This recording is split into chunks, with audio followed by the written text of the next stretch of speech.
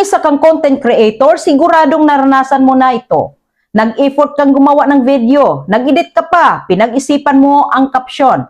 Pagkatapos mong i-post, excited kang tingnan kung ilang views ang makukuha. Pero pagbalik mo, 50 views, 100 views, minsan mas mababa pa. At doon nagsisimula ang tanong sa isip mo, may mali ba sa content ko? Hindi ba ako magaling gumawa ng video? Dapat na ba akong tumigil? Pero gusto kong sabihin sa iyo ito, normal lang na mababa ang views. Halos lahat ng successful creators ngayon, dumaan din sa phase na kaunti lang ang nanonood ng content nila.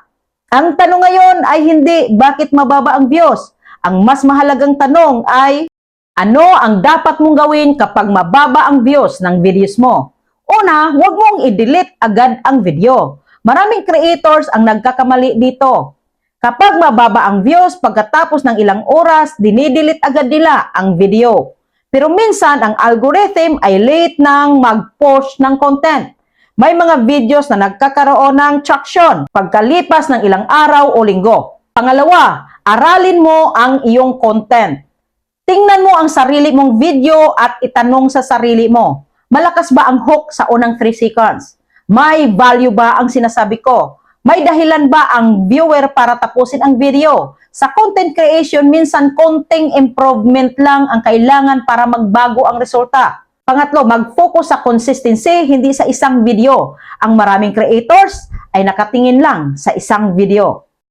Pero ang algorithm ay mas tumitingin sa kabuuang activity ng account mo. Kung patuloy kang nagpo-post ng quality content, mas mataas ang chance na may isa sa mga videos mo ang biglang aangat.